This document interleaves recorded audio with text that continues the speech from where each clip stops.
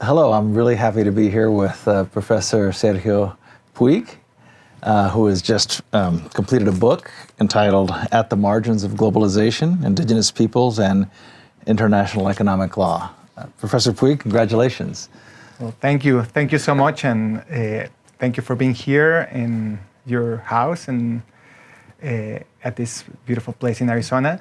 And thank you for inspiring the book, because you really did. You inspired this book, and I'm very grateful that you had a chance to come to this presentation. Well, I'm really happy to be here in Tucson at the University of Arizona Law School. As you said, it's sort of my house. I spent many years here as a faculty member, so it's great being back and having this chance to talk to you about this wonderful project.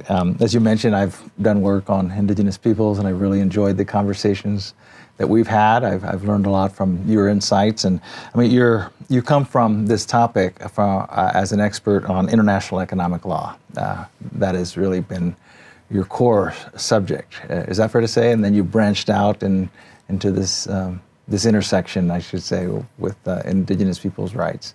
That's right. The core of the book is precisely that, right? Try to bridge the gap that I saw between these two strands of scholarship. One focus on the rights of Indigenous peoples that comes from business and human rights, and then the more traditional rights of Indigenous peoples scholarship that basically you've been part on developing.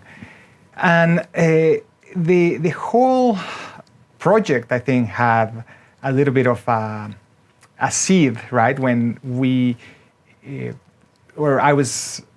had a chance of travel with you to different places where we were observing processes of consultation involving business interests, right? A process of consultation with Indigenous people. Right, and I invited you to come along because of your expertise on business law in the international sphere. One of those projects that we looked at was in Costa Rica. It had to do with consultation regulation that was being developed in the context of business enterprises such as mining and other extractive and major projects. And then the other project was in Mexico, in the Juchitán Peninsula, had to do with a wind farm, and that was impacting Indigenous people. So tell me about how your interests in this book relates to those two situations that we were able to share in examining. Absolutely, and thank you for the question. In fact, one of those, it's a case study in the book, right? The case of the windmills in Juchitán. And in essence, what I perceive with this exercise of consultation is that there was a need to understand better how business law and indigenous rights have to share this space, right? This space, and what are the limits of the rights of investors, or what are the limits of the rights of traders when are in the presence of groups like Indigenous peoples. And I found that there was very little written, right?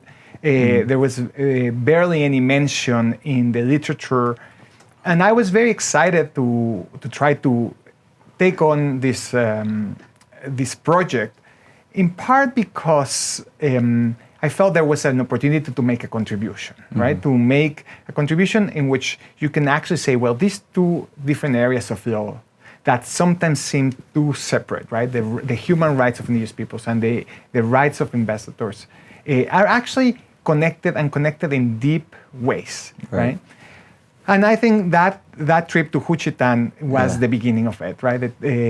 Our consultation in Mexico. Right. So let's dig down a little bit on this. So the rights of investors, right? Those are in investment treaties, and that imply obligations that governments have for toward investors, right? And then on the other hand, you have Indigenous peoples who have rights that the government, at least in theory, is bound to respect. And so tell us about how these two areas intertwine in a case like Juchitán. Yeah, that's absolutely, I think, a key question in today's understanding of both human rights law and investment law, right? I think how these two areas or different areas of the law actually interact.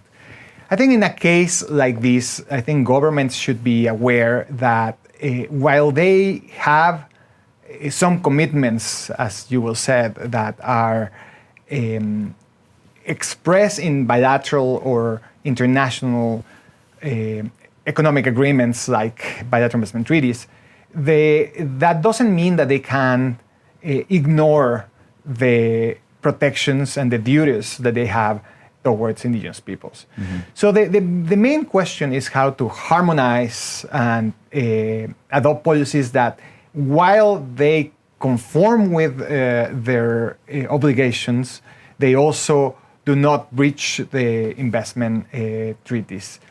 And the main aspect that I would say here is that governments have a lot of policy space, right, to act in accordance with their treaty commitments under human rights law. So in other words, governments shouldn't use or shouldn't believe, right, that they are limited by the investment law treaties to avoid taking on or avoid complying with their commitments towards indigenous peoples. So that is my main message, perhaps, right? That they're actually governments shouldn't be scared to protect. But isn't there, some would say there's a zero-sum game here, though, sometimes. Government, if it's going to respect the rights of indigenous peoples over a particular territory, that implies pulling back on what companies might say is, are the government's obligations towards the company to allow it to operate, say, a mine or an oil field, or in the case of Huichitan, a wind farm? Yeah, I mean, that's one of the kind of tensions, or the tensions that we will observe, right? So governments may see this as a zero-sum, when in fact, I think most often is not the case. I think what groups that feel marginalized or not taken into consideration, like indigenous peoples in this case, they don't want to be a burden or anything like that. They want to be participate on these projects, and I think like that was something that became clear to me through this project, that governments, I think, can do much better by integrating in the decision making the indigenous authorities, right? That basically this is an area where this is an example where, you know, with a little bit of planning, right, the desires and aspirations of indigenous peoples can be accommodated in the decision-making process. And if that can be sorted out, I think we start moving away from this zero-sum game. Right. Yeah, so often it seems that the companies themselves see a zero-sum. Either they're going to be able to get their project done, or if they have to respect indigenous rights, they're not going to be able to get their project done, right? That's right, and I think that is that's a mistake of the companies, right? I think if they were better at engaging, you know, from the outset with authorities, and both at the local, federal, and municipal levels, right? I think they can avoid much of these tensions. And what's underneath the resistance of companies? Sometimes you could say, well, it's just, you know, their economic calculus, but you know, we came across a fellow called Centeno, you know, and what does someone like Centeno tell us about what's underneath a lot of the attitudes that or the postures that companies take? Well, I think it's ignorance at some level. I think also racism at another level, and the other one is, I think, is lack of understanding of some of these places, right? They don't. Some of the business leaders then don't really have not spent a lot of time in areas where they actually do business, or in areas where they have concessions, and I think that's detrimental to their own benefit. And so they come in with a certain attitude towards indigenous peoples. They don't really necessarily see them as equals or capable of being real participants or partners in the project.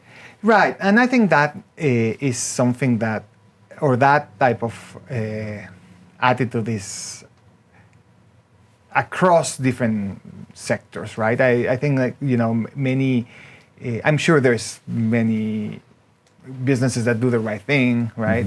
I'm sure this is changing, but there's a level of arrogance where that I perceive in engaging in this work, that business knows better, and I think and that's part of the message as well, right? I think we will be wise to really try to learn from people who really have been in the process of taking care of some of the most pristine lands, right? For example, the indigenous peoples, who are the ones who have lived there in these areas for centuries, and for centuries, have guarded it. So, what would you say the main audience, or who are the audiences for the book? Who are you trying to reach, and what are you trying to say to these different audiences? If you could just encapsulate in a few words. So I guess there is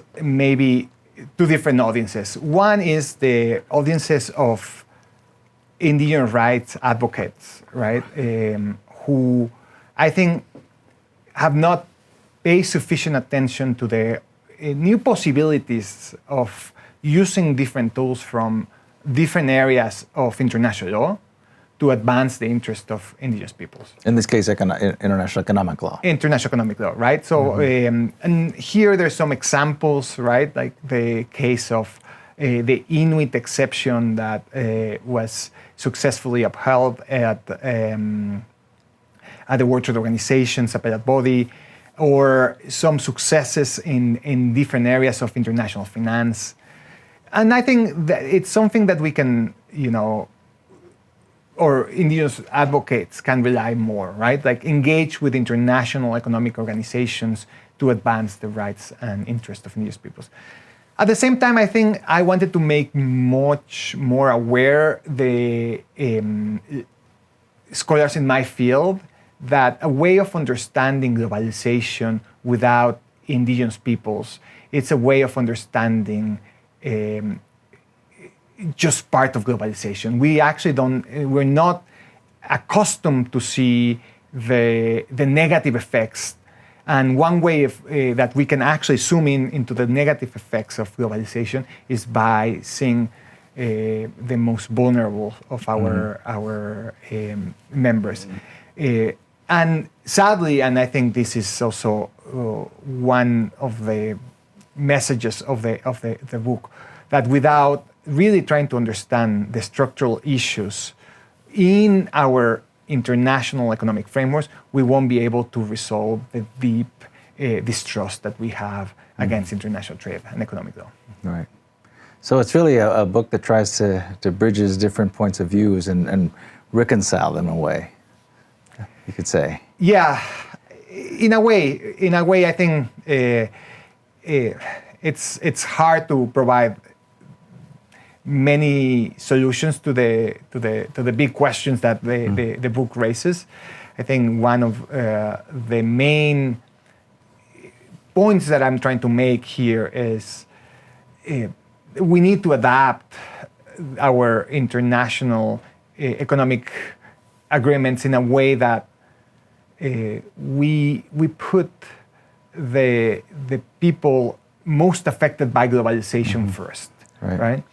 Now, that to some extent can be a little bit naive, right? Because that ignores the deep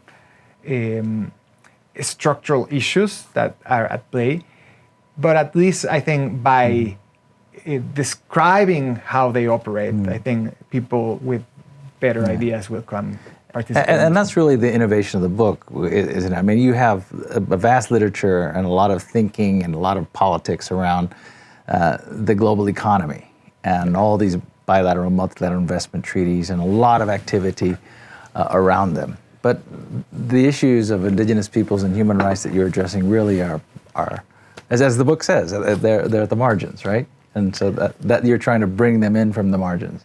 We are trying to recenter, right, the conversation in a way that brings the indigenous peoples into the center of this conversation. And I think we are at an interesting time, right? And I think we're facing right now a pandemic. We're facing also this climate calamity coming, right? Are already affecting us.